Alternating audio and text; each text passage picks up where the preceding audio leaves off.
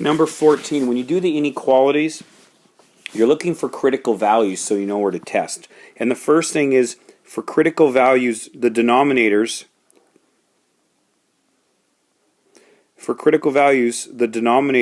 can't be 0. So we know x does not equal plus 1 or minus 1. Remember, this was x plus 1 equals 0, so x does not equal negative 1. X minus 1 does not equal 0, so x does not equal 1. Okay, that's where I got those from. So that's two critical values there. And now, don't just cross multiply this like you would with an equal sign. You're going to have to bring one over and then combine like terms so you can, so you can find a common denominator, and then you can combine like terms in the numerator. So the first thing I'm going to do is subtract 3 x minus 1 from both sides.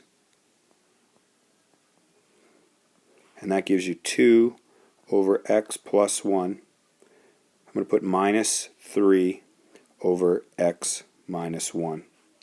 And that's less than or equal to 0.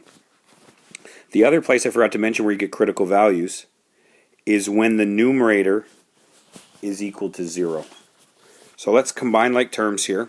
And it turns out my LCD, I'm going to have to multiply this one by x minus 1 on top and bottom. There's my fancy one. And this one's going to be x plus 1 on top and bottom. Now they have the same denominators.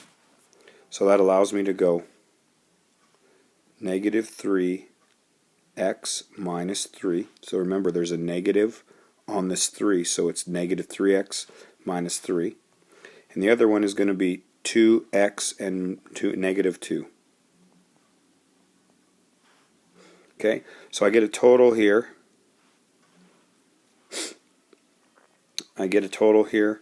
Oh, whoops, I did something, wrote too soon. All over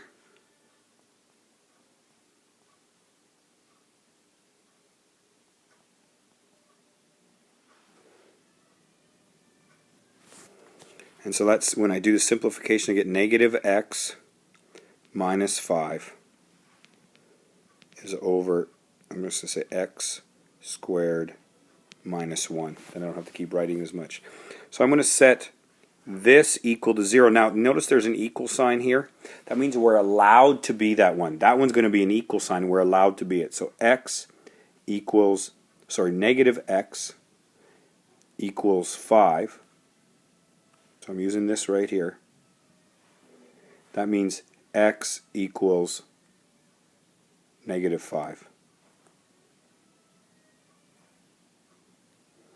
So these are my critical values, there and there. So I'm going to draw a number line, a real small one here. Negative 5, negative 1, 1. And I need to check intervals here. So let's check, what's an easy number to check? Well, let's check 0 here. Let's put 0 in. So if I put 0 in here, if I check 0,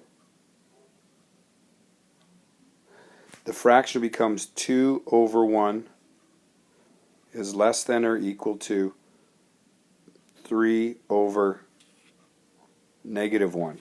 Well, that's a false statement. So nothing is going to get shaded in, zero's right here. Nothing gets shaded in between negative 1 and 1. Okay? So let's try a different number. Let's try like negative 2. So remember, negative 2 is right here. So let's put that in there, and we'll do a quick calculation here. So we got 2 over negative 2 plus 1. So 2 over negative 1 is less than or equal to 3 over negative 3. This is just negative 1, and this is just negative 2. Is negative 2 less than or equal to negative 1? Yes, it is. And remember, we said we can have 5, so we should color this in. Okay? We can't have negative 1, so this should be open.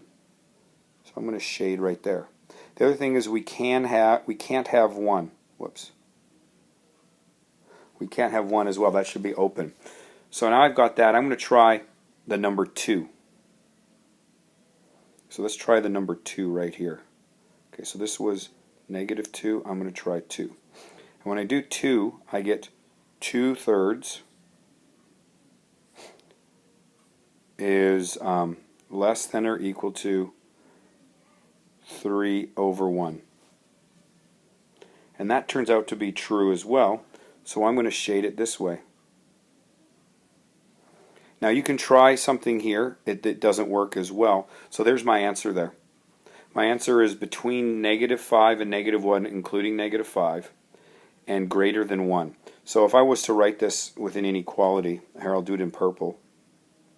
So I would write, if I do interval notation, I would write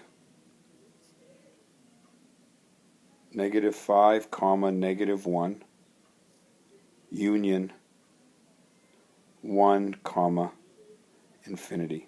That would be how you could have done it there.